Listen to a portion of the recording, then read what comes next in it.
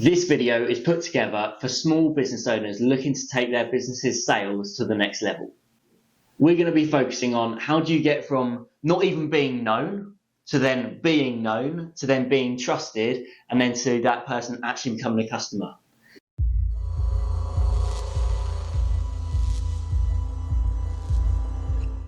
For us to understand why people might buy from our business, I want to flip it and look at your business from the customer's point of view. Why would a customer buy from you? And normally it comes down to one of two reasons. One is they have a problem and your business can solve that problem. And the second one is they have a need. And that need might be they feel like they need status in their community. That might be why someone buys a watch for £10,000 rather than £15, because there are certain needs that we have evolved to have as humans that will allow us to feel like we are being successful. And it goes back to Maslow's hierarchy of needs, which is here. And yes, at the start we need food and water, but higher up that need cycle, it gets to bits where we as humans feel like we need these things and we need these products to help us meet these needs. But that might not actually be needed, but you as a business are going to have to try and sell that need. If that's what your product or service is, then that's what you've got to learn about your sales. So your customer is looking at your business to either solve a problem or to meet a need. Now, for us to get into this, we need to look at how do you first get known, how do you then get trusted, and how do people then buy from you? And the first section that we're going to look at is getting known. Within this section, every business is going to be different, because if I look at my business, how do people go from not having a clue who youth sports are and moving into at least they know who we are? Well, if I put a list up on the side here, one way that we get known is we put banners up on the roadsides. Another way is we send out flyers. Another way is that we put out content on social media. We then pay for that content to be shown to more people. We will also use schools and other organisations and clubs to share who we are and introduce us to new potential customers.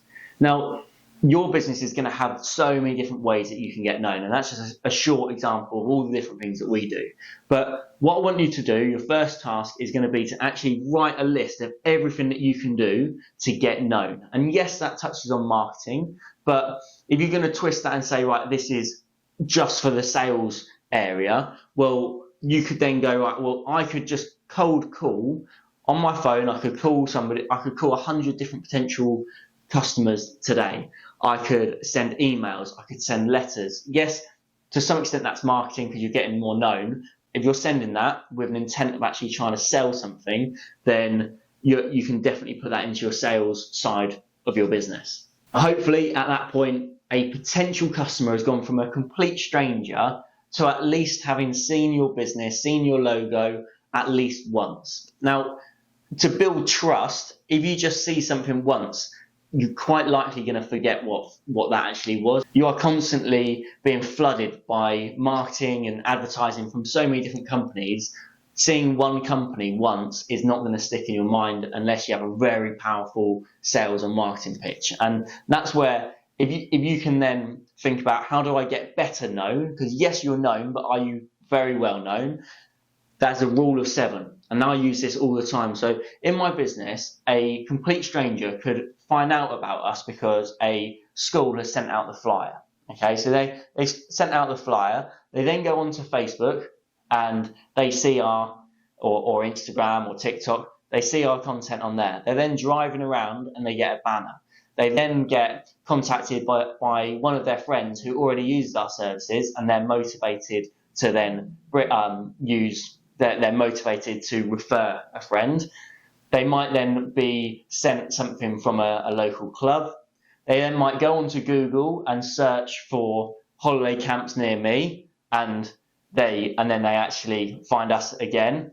And then because they've been onto our website, we can then retarget them through other social media avenues or on adverts online as well.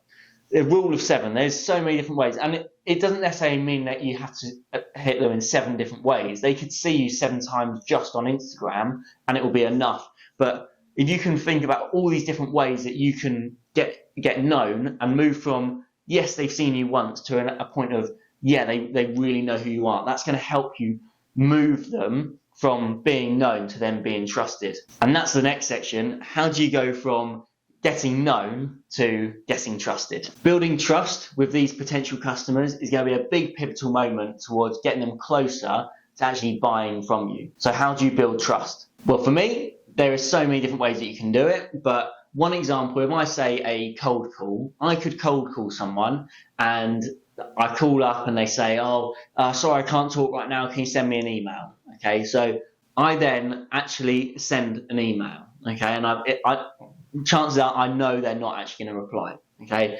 So I've sent the email, they haven't got back after a day or two, and it's not just a case of, right, they're not interested then. At that point, you then need to think about, right, what are the next steps? Okay, well, it might be you send a second email saying, just wanted to receive, you got this, any update, whatever that might be.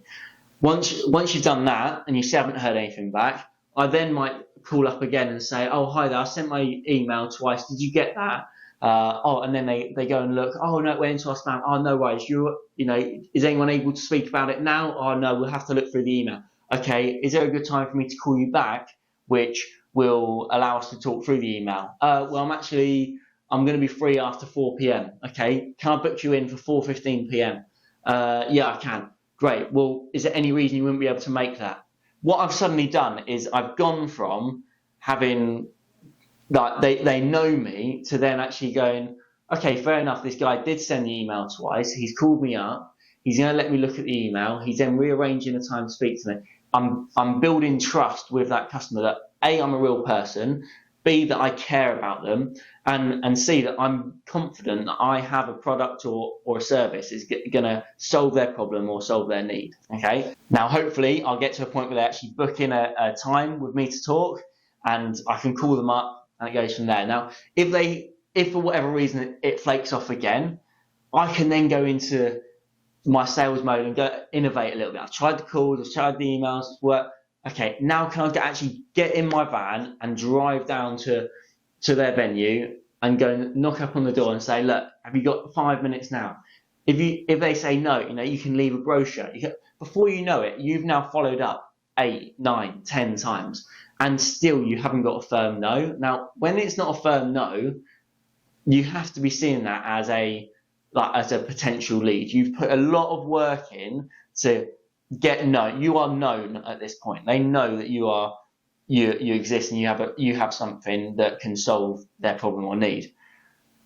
Are they trusting you yet? Now, if you've done this in the right way, and the follow-up is so easily done poorly, where people are rude and they follow up in a way which sort of annoys the customer. But if you can do it in the right way and be a little bit cheeky with it, or be respectful, and actually if they say call back at 4:15, you actually call back at 4:15. All those sort of things actually help you build trust with that person.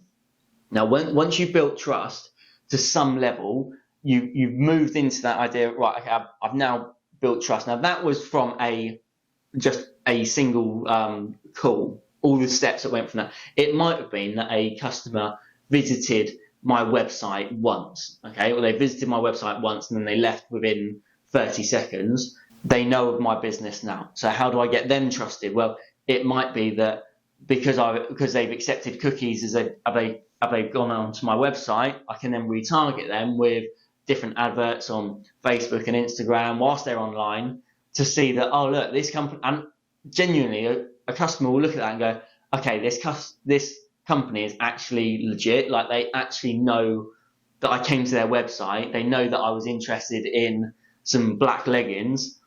So they're now showing me adverts for black leggings. This company actually, they clearly have their marketing done, right? And there'll be loads of videos online how you can actually go in and do that sort of thing. But the idea is you're moving them from somebody who knows you into somebody who trusts you. If you manage to capture their email, or you manage to capture their phone number, can you contact them, showing the reviews, showing the fantastic testimonials that you've got from some of your other customers. Now, I've looked at two ways there. One person I know they know about us because I called them. The other person came onto my website. There will be a lot more ways that people will know you, and it's then thinking about how do you then approach them so you can build a level of trust with that person. Now, to get somebody who trusts you to then actually buy from you is a whole nother story. And that's the next section. And this is the final bit of the jigsaw. How do you move somebody who trusts you to some extent and get them into being a paying customer, somebody signed a contract, somebody's actually sent you money? And that's quite a hard bit to look at, okay? So first I'll look at that with my offline example. I've called, I've got to a point where they trust me, and I've actually booked in a meeting with them. Now, just because you've got a meeting and they trust you to some extent doesn't mean that they're definitely going to go ahead with you. So in that meeting, you are going to have a potential customer sitting in front of you or on the phone who is, genuinely interested in your product or service. Now, when I go into a situation like that, the biggest word for me is information.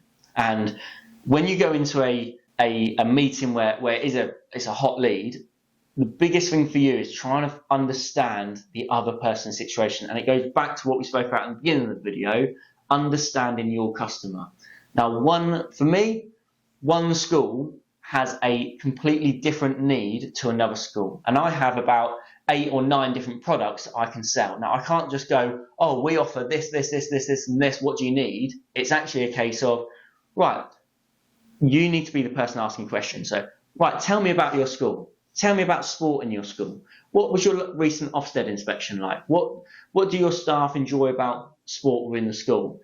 What are your pinch points? At this point, you're trying to get to a point where you can get more information from that customer, and later on in that conversation, that information is going to help you. It goes to that final sort of that sale, okay? And so if you can get that information, and you start to understand what it is they need from your business, you can then pitch them the right idea, okay? And once you can pitch them the right idea, you're then going to be starting to deal with objections. And if somebody goes, right, okay, for me, for example, right, I think I'm interested in one of your team coming in and upskilling all of my teachers so they can deliver better PE lessons. Right, okay, so I know that's where we're going. Right, so if we want to do that, here's what that actually looks like. And for you as a salesperson, if it's your own business, you're going to know all the finer details anyway. But if you haven't thought about the questions that might come up and the objections you might get, that will be another task for you to do, is just think about how you would respond to all of those different ones. So in that certain situation, I'll go, right, okay, that's brilliant. It's gonna, the way that would look from our side is you would sign up to X amount of weeks, you would pay X, you would have a member of staff doing X and Y. That doesn't really matter about all the finer details, but I can give them that pitch. Now, they might go, okay, brilliant, sounds good. Can we start next week? But normally what happens is there's some level of objection, or you're not speaking to the right person, or whatever it is, okay? So you really want to be leaving that conversation with a strong, almost like a handshake, either something signed and agreed, but at least a handshake to say, yeah, let's go ahead with this. Now, for you to get to that point, you know that you're going to need to be speaking to the right person, so a decision maker, and you also need to handle any objections. Now, when somebody gives you an objection, the number one rule of selling, especially when you're dealing with objections, is to agree. Now, if you can agree with what that person's saying, it will help them feel listened to. It will help them build that trust with you as well. So if I say, right, it's going to cost X, and they come back going, you know what, that budget for me is just something that this could cause a big issue for us because you're coming in at this price. We've only got this much to spend. Okay, right, now I know that price is a concern. Now, the mistake some people make is that they know that, but they don't let the customer know that. Now, if somebody says it's the price, the first thing I'd be going is, you know what, I completely agree with you. This is a lot of money to spend on upskilling your teachers or whatever your service product is. I agree with you. And it's important that you're a school. You need to be spending your budget in the right way, and I completely get that. Now, if you can say something along those lines, that customer now knows, okay, right, Charlie understands that price is an issue for me.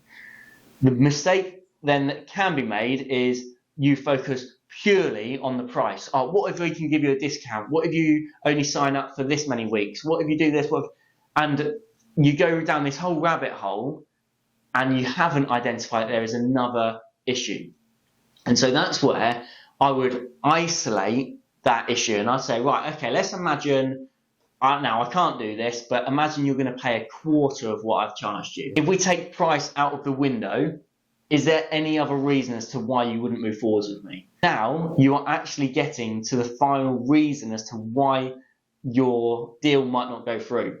And this is what objections are about. You could have gone down that whole rabbit hole of price, and then they say, well, actually, I'm not a decision maker. I need to speak to somebody else. Okay, or let's say, you know what? Yes, but there was some reviews on your website which just didn't sit right with me, and I would need to do something around those reviews or whatever it was. Any objection you're going to get, okay, I've now had a second objection. I completely agree. We were unfortunate. We had 2 bad reviews come onto our website a couple of years ago. Now, once they've said about the reviews, you can then use your agree rule again. I completely agree with you that you've spotted those reviews on our website, and to us, it really upsets us that it is still there, but I can completely understand why that might be a concern for you. Now, if those reviews weren't there and the price was right, is there anything else? And hopefully at that point they'd say, no, I think that's just it. Right. Okay, so first let me talk you through the reviews, and you can just explain it yourself and just do whatever it is that you think you need to do to make them understand why those reviews are there. It might have been that it was left by a pretend customer or whatever it was. And then on the price, you then go, okay, so hopefully we've now isolated that now it's only the price. So if I can get the price right for you, can we make this a deal today? And hopefully you're getting closer and closer to actually making this a deal. And you can then get to a point where you get that price right, you shake hands, and you can get that deal put in place. Now that is a lot of work that's gone in from one initial phone call about 2 or 3 weeks ago, or whatever it might have been, into getting to actually speak. They trust you, but they've got a few concerns about it. They don't want to quite sign the contracts. They've got concerns over reviews, and they've got concerns over the price. You've isolated it all, and you've shown them that you completely understand what they need. You understand the concerns they have, and you've given them a good reason as to each one of those, and you've hopefully given them a reason to say, look, this price is this because your teachers are not going to want an uneducated coach who's hasn't got any experience coming in to upskill them. They're going to want someone with experience, and that comes with a price. And you can sell them that price. Hopefully, you then got it locked in, and you've got your deal done. They've gone from never hearing from you to at least knowing you to then trusting you to becoming a customer. Now, I won't go through the whole website side of it as well, but you can see how, from a trust point of view, you've built trust. You've covered any of those concerns, and hopefully you've got them to a point where they feel comfortable and they think it's the right thing for them as the customer to buy from you because it will solve that problem, it will meet that need, whatever it is. And that whole journey is all about consistency and not letting it slip. Just because you get to a point where they slightly trust you, don't let that lead fall off. Don't let it go away. The big part of sales is actually seeing it all the way through. It's easy for you to send a email out to 100 customers. It's easy to call one person once, but it's not easy to get rejections, to get no reply, to go there and get turned away, and whatever it is. And then finally you get a little bit of interest and you can move into that sales process. So my big advice for you as a small business owner is think about who are all of your cold leads, who are all of your hot leads. Can we move any of these hot leads into actual customers? And of these cold leads, how are we going to move them into hot leads? If you can do this, it's going to make a big impact to taking you towards that next level. Now, I genuinely hope this video has really helped you. I've got my own online course, which is completely free, that you can sign up to using the link below. Go to my website and you can find that out. But if you've also enjoyed this video, please like, comment and subscribe, and I'll see you in the next one.